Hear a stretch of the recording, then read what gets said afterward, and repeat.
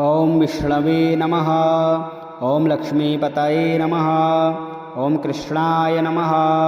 ॐ वैकुण्ठाय नमः। ॐ गरुडध्वजाय नमः। ॐ परब्रह्मणे नमः। ॐ जगन्नाथाय नमः। ॐ वासुदेवाय नमः। ॐ त्रिविक्रमाय नमः।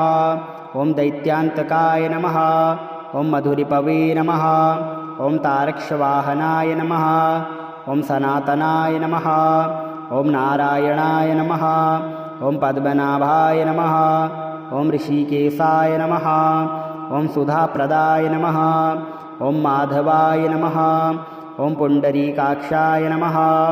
ॐ स्थितिकर्त्रे नमः। ॐ परात्पराय नमः। ॐ वनमालिने नमः। ॐ यज्ञरूपाय नमः।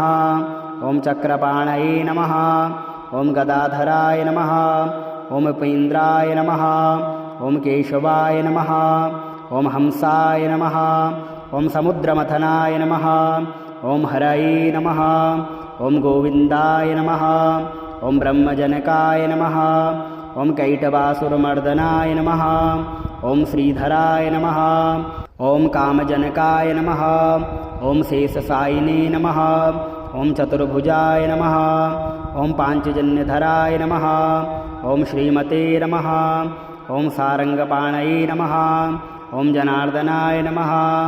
ॐ पीताम्बरधराय नमः। ॐ देवाय नमः। ॐ सूर्यचन्द्रविलोचनाय नमः। ॐ मत्स्यरूपाय नमः। ॐ कूर्मतनवे नमः। ॐ क्रोधरूपाय नमः। ॐ नृकेसरिणे नमः। ॐ वामनाय नमः। ॐ भार्गवाय नमः। ॐ रामाय नमः। ॐ बलिने नमः। ॐ कल्किने नमः। ॐ हयाननाय नमः। ॐ विश्वम्भराय नमः। ॐ शिशुमाराय नमः। ॐ श्रीकराय नमः। ॐ कपिलाय नमः। ॐ ध्रुवाय नमः। ॐ दत्तात्रेयाय नमः। ॐ अच्युताय नमः। ॐ अनन्ताय नमः। ॐ मुकुन्दाय नमः। ॐ दधिवामनाय नमः। ॐ धनवन्तरये नमः। ॐ श्रीनिवासाय नमः। ॐ प्रद्युम्नाय नमः। ॐ पुरुषोत्तमाय नमः। ॐ श्रीवत्सकौस्तुभधराय नमः। ॐ मुरारातये नमः। ॐ अधोक्षजाय नमः। ॐ ऋषभाय नमः। ॐ मोहिनीरूपधारिणे नमः। ॐ संकर्षणाय नमः। ॐ प्रभवे नमः। ॐ क्षीराब्धिसायिने नमः। ॐ भूतात्मने नमः। ॐ अनिरुद्धाय नमः। ॐ भक्तवत्सलाय नमः। ॐ नराय नमः। ॐ गजेन्द्रवरदाय नमः। ॐ त्रिधाम्ने नमः। ॐ भूतभावनाय नमः। ॐ श्वेतदीपसुवास्तव्याय नमः। ॐ सूर्यमण्डलमध्यगाय नमः। ॐ सनकादिमुनिधेयाय नमः। ॐ भगवते नमः। ॐ शङ्करप्रियाय नमः। ॐ नीलकान्ताय नमः। ॐ धराकान्ताय नमः। ॐ वेदात्मने नमः। ॐ बादरायणाय नमः। ॐ भागीरथीजन्मभूमिपादपद्माय नमः। ॐ सताम्प्रभवे नमः। ॐ स्वभुवे नमः। ॐ विभवे नमः। ॐ घनश्यामाय नमः। ॐ जगत्कारणाय नमः। ॐ अव्ययाय नमः। ॐ बुद्धावताराय नमः। ॐ शान्तात्मने नमः। ॐ लीलामानुषविग्रहाय नमः। ॐ दामोदराय नमः। ॐ विराटरूपाय नमः। ॐ भूतभव्यभवत्प्रभवे नमः। ॐ आदिदेवाय नमः। ॐ देवदेवाय नमः। ॐ लक्ष्मीनारायणाय नमः। ॐ विष्णवे नमः। ॐ लक्ष्मीपतये नमः। ॐ कृष्णाय नमः। ॐ वैकुण्ठाय नमः। ॐ गरुडध्वजाय नमः। ॐ परब्रह्मणे नमः। ॐ जगन्नाथाय नमः। ॐ वासुदेवाय नमः। ॐ त्रिविक्रमाय नमः। ॐ दैत्यान्तकाय नमः। ॐ मधुरिपवे नमः। ॐ तारक्षवाहनाय नमः। ॐ सनातनाय नमः। ॐ नारायणाय नमः। ॐ पद्मनाभाय नमः। ॐ ऋषिकेशाय नमः। ॐ सुधाप्रदाय नमः। ॐ माधवाय नमः। ॐ पुण्डरीकाक्षाय नमः। ॐ स्थितिकर्त्रे नमः। ॐ परात्पराय नमः। ॐ वनमालिने नमः। ॐ यज्ञरूपाय नमः।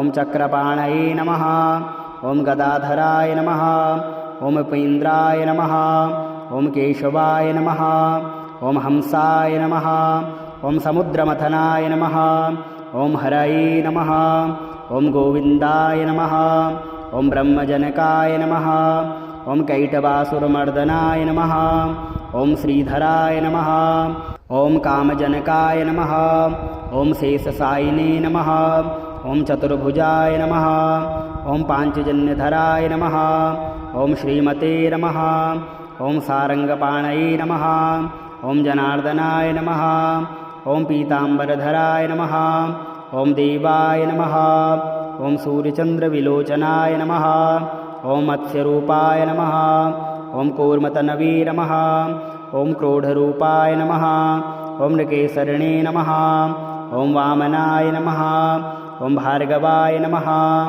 ॐ रामाय नमः ॐ बलिने नमः ॐ कल्किने नमः ॐ हयाननाय नमः ॐ विश्वम्भराय नमः ॐ शिशुमाराय नमः ॐ श्रीकराय नमः ॐ कपिलाय नमः ॐ ध्रुवाय नमः ॐ दत्तात्रेयाय नमः ॐ अच्युताय नमः ॐ अनन्ताय नमः ॐ मुकुन्दाय नमः ॐ दधिवामनाय नमः ॐ धनवन्तरये नमः ॐ श्रीनिवासाय नमः ॐ प्रद्युम्नाय नमः ॐ पुरुषोत्तमाय नमः ॐ श्रीवत्सकौस्तुभधराय नमः ॐ मुरारातये नमः ॐ अधोक्षजाय नमः ॐ ऋषभाय नमः ॐ मोहिनीरूपधारिणे नमः ॐ संकर्षणाय नमः ॐ प्रभवे नमः ॐ क्षीराब्धिसायिने नमः ॐ भूतात्मने नमः ॐ अनिरुद्धाय नमः ॐ भक्तवत्सलाय नमः ॐ नराय नमः ॐ गजेन्द्रवरदाय नमः ॐ त्रिधाम्ने नमः ॐ भूतभावनाय नमः ॐ श्वेतदीपसुवास्तव्याय नमः ॐ सूर्यमण्डलमध्यगाय नमः ॐ सनकादिमुनिधेयाय नमः ॐ भगवते नमः ॐ शङ्करप्रियाय नमः ॐ नीलकान्ताय नमः ॐ धराकान्ताय नमः ॐ वेदात्मने नमः ॐ बादरायणाय नमः ॐ भागीरथीजन्मभूमिपादपद्माय नमः ॐ सताम्प्रभवे नमः ॐ स्वभुवे नमः ॐ विभवे नमः ॐ घनश्यामाय नमः ॐ जगत्कारणाय नमः ॐ अव्ययाय नमः ॐ बुद्धावताराय नमः ॐ शान्तात्मने नमः ॐ नीलामानुषविग्रहाय नमः ॐ दामोदराय नमः ॐ विराटरूपाय नमः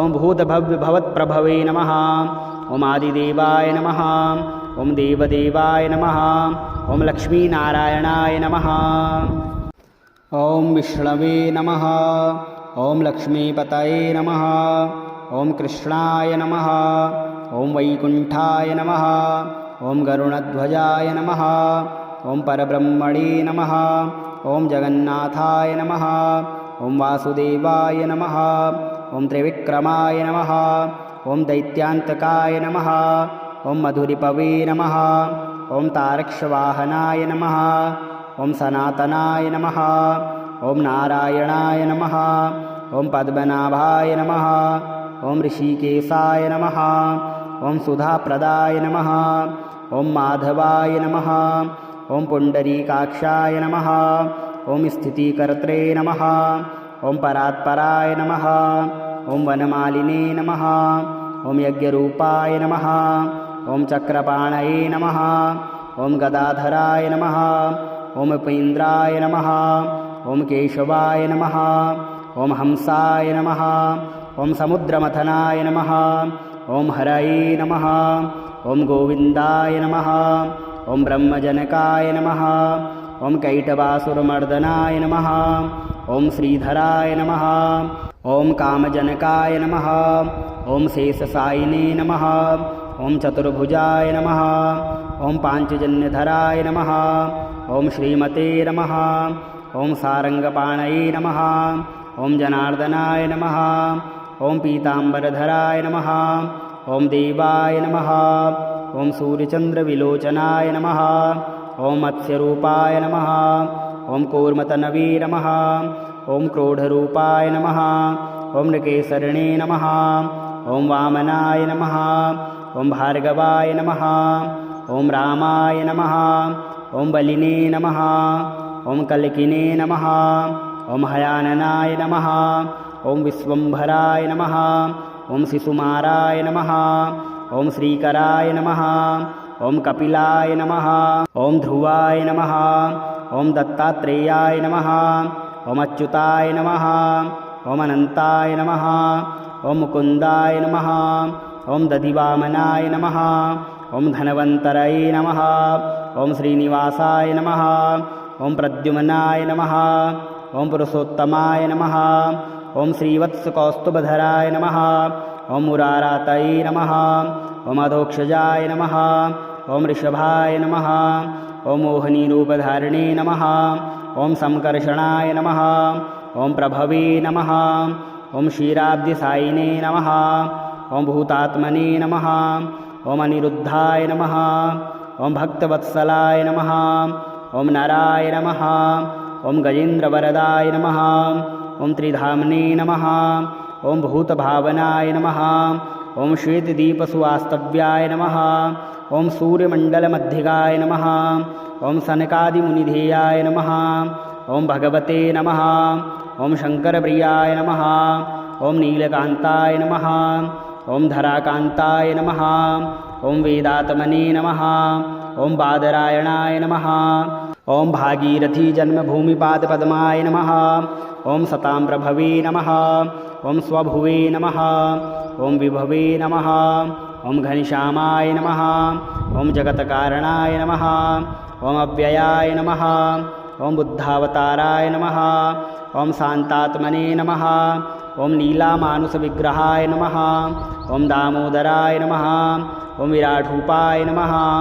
ॐ भूतभव्यभवत्प्रभवे नमः ॐ आदिदेवाय नमः ॐ देवदेवाय नमः ॐ लक्ष्मीनारायणाय नमः ॐ विष्णवे नमः ॐ लक्ष्मीपतये नमः ॐ कृष्णाय नमः ॐ वैकुण्ठाय नमः ॐ गरुणध्वजाय नमः ॐ परब्रह्मणे नमः ॐ जगन्नाथाय नमः ॐ वासुदेवाय नमः ॐ त्रिविक्रमाय नमः ॐ दैत्यान्तकाय नमः ॐ मधुरिपवे नमः ॐ तारक्षवाहनाय नमः ॐ सनातनाय नमः ॐ नारायणाय नमः ॐ पद्मनाभाय नमः ॐ ऋषिकेशाय नमः ॐ सुधाप्रदाय नमः ॐ माधवाय नमः ॐ पुण्डरीकाक्षाय नमः ॐ स्थितिकर्त्रे नमः ॐ परात्पराय नमः ॐ वनमालिने नमः ॐ यज्ञरूपाय नमः ॐ चक्रपाणये नमः ॐ गदाधराय नमः ॐ उपेन्द्राय नमः ॐ केशवाय नमः ॐ हंसाय नमः ॐ समुद्रमथनाय नमः ॐ हरये नमः ॐ गोविन्दाय नमः ॐ ब्रह्मजनकाय नमः ॐ कैटवासुरमर्दनाय नमः ॐ श्रीधराय नमः ॐ कामजनकाय नमः ॐ शेषसायिने नमः ॐ चतुर्भुजाय नमः ॐ पाञ्चजन्यधराय नमः ॐ श्रीमते नमः ॐ सारङ्गपाणये नमः ॐ जनार्दनाय नमः ॐ पीताम्बरधराय नमः ॐ देवाय नमः ॐ सूर्यचन्द्रविलोचनाय नमः ॐ मत्स्यरूपाय नमः ॐ कूर्मतनवे नमः ॐ क्रोधरूपाय नमः ॐ नृकेसरिणे नमः ॐ वामनाय नमः ॐ भार्गवाय नमः ॐ रामाय नमः ॐ बलिने नमः ॐ कल्किने नमः ॐ हयाननाय नमः ॐ विश्वम्भराय नमः ॐ शिशुमाराय नमः ॐ श्रीकराय नमः ॐ कपिलाय नमः ॐ ध्रुवाय नमः ॐ दत्तात्रेयाय नमः ॐ अच्युताय नमः ॐ अनन्ताय नमः ॐ मुकुन्दाय नमः ॐ दधिवामनाय नमः ॐ धनवन्तरये नमः ॐ श्रीनिवासाय नमः ॐ प्रद्युम्नाय नमः ॐ पुरुषोत्तमाय नमः ॐ श्रीवत्सकौस्तुभधराय नमः ॐ मुरारातये नमः ॐ अधोक्षजाय नमः ॐ ऋषभाय नमः ॐ मोहिनीरूपधारिणे नमः ॐ संकर्षणाय नमः ॐ प्रभवे नमः ॐ क्षीराब्धिसायिने नमः ॐ भूतात्मने नमः ॐ अनिरुद्धाय नमः ॐ भक्तवत्सलाय नमः ॐ नराय नमः ॐ गजेन्द्रवरदाय नमः ॐ त्रिधाम्ने नमः ॐ भूतभावनाय नमः ॐ श्वेतदीपसुवास्तव्याय नमः ॐ सूर्यमण्डलमध्यगाय नमः ॐ सनकादिमुनिधेयाय नमः ॐ भगवते नमः ॐ शङ्करप्रियाय नमः ॐ नीलकान्ताय नमः ॐ धराकान्ताय नमः ॐ वेदात्मने नमः ॐ बादरायणाय नमः ॐ भागीरथी जन्मभूमिपादपद्माय नमः ॐ सताम्रभवे नमः ॐ स्वभुवे नमः ॐ विभवे नमः ॐ घनश्यामाय नमः ॐ जगत्कारणाय नमः ॐ अव्ययाय नमः ॐ बुद्धावताराय नमः ॐ शान्तात्मने नमः ॐ नीलामानुषविग्रहाय नमः ॐ दामोदराय नमः ॐ विराटरूपाय नमः ॐ भूतभव्यभवत्प्रभवे नमः ॐ आदिदेवाय नमः ॐ देवदेवाय नमः ॐ लक्ष्मीनारायणाय नमः ॐ विष्णवे नमः ॐ लक्ष्मीपतये नमः ॐ कृष्णाय नमः ॐ वैकुण्ठाय नमः ॐ गरुणध्वजाय नमः ॐ परब्रह्मणे नमः ॐ जगन्नाथाय नमः ॐ वासुदेवाय नमः ॐ त्रिविक्रमाय नमः ॐ दैत्यान्तकाय नमः ॐ मधुरिपवे नमः ॐ तारक्षवाहनाय नमः ॐ सनातनाय नमः ॐ नारायणाय नमः ॐ पद्मनाभाय नमः ॐ ऋषिकेशाय नमः ॐ सुधाप्रदाय नमः ॐ माधवाय नमः ॐ पुण्डरीकाक्षाय नमः ॐ स्थितिकर्त्रे नमः ॐ परात्पराय नमः ॐ वनमालिने नमः ॐ यज्ञरूपाय नमः ॐ चक्रपाणये नमः ॐ गदाधराय नमः ॐ उपेन्द्राय नमः ॐ केशवाय नमः ॐ हंसाय नमः ॐ समुद्रमथनाय नमः ॐ हरये नमः ॐ गोविन्दाय नमः ॐ ब्रह्मजनकाय नमः ॐ कैटभासुरमर्दनाय नमः ॐ श्रीधराय नमः ॐ कामजनकाय नमः ॐ शेषसायिने नमः ॐ चतुर्भुजाय नमः ॐ पाञ्चजन्यधराय नमः ॐ श्रीमते नमः ॐ सारङ्गपाणये नमः ॐ जनार्दनाय नमः ॐ पीताम्बरधराय नमः ॐ देवाय नमः ॐ सूर्यचन्द्रविलोचनाय नमः ॐ मत्स्यरूपाय नमः ॐ कूर्मतनवे नमः ॐ क्रोधरूपाय नमः ॐ नृकेसरिणे नमः ॐ वामनाय नमः ॐ भार्गवाय नमः ॐ रामाय नमः ॐ बलिने नमः ॐ कल्किने नमः ॐ हयाननाय नमः ॐ विश्वम्भराय नमः ॐ शिशुमाराय नमः ॐ श्रीकराय नमः ॐ कपिलाय नमः ॐ ध्रुवाय नमः ॐ दत्तात्रेयाय नमः ॐ अच्युताय नमः ॐ अनन्ताय नमः ॐ मुकुन्दाय नमः ॐ दधिवामनाय नमः ॐ धनवन्तरये नमः ॐ श्रीनिवासाय नमः ॐ प्रद्युम्नाय नमः ॐ पुरुषोत्तमाय नमः ॐ श्रीवत्सकौस्तुभधराय नमः ॐ मुरारातये नमः ॐ अधोक्षजाय नमः ॐ ऋषभाय नमः ॐ मोहिनीरूपधारिणे नमः ॐ संकर्षणाय नमः ॐ प्रभवे नमः ॐ क्षीराब्धिसायिने नमः ॐ भूतात्मने नमः ॐ अनिरुद्धाय नमः ॐ भक्तवत्सलाय नमः ॐ नराय नमः ॐ गजेन्द्रवरदाय नमः ॐ त्रिधाम्ने नमः ॐ भूतभावनाय नमः ॐ श्वेतदीपसुवास्तव्याय नमः ॐ सूर्यमण्डलमध्यगाय नमः ॐ सनकादिमुनिधेयाय नमः ॐ भगवते नमः ॐ शङ्करप्रियाय नमः ॐ नीलकान्ताय नमः ॐ धराकान्ताय नमः ॐ वेदात्मने नमः ॐ बादरायणाय नमः ॐ भागीरथी जन्मभूमिपादपद्माय नमः ॐ सताम्रभवे नमः ॐ स्वभुवे नमः ॐ विभवे नमः। ॐ घनश्यामाय नमः। ॐ जगत्कारणाय नमः। ॐ अव्ययाय नमः। ॐ बुद्धावताराय नमः। ॐ शान्तात्मने नमः। ॐ नीलामानुषविग्रहाय नमः। ॐ दामोदराय नमः। ॐ विराटरूपाय नमः। ॐ भूतभव्यभवत्प्रभवे नमः। ॐ आदिदेवाय नमः। ॐ देवदेवाय नमः। ॐ लक्ष्मीनारायणाय नमः।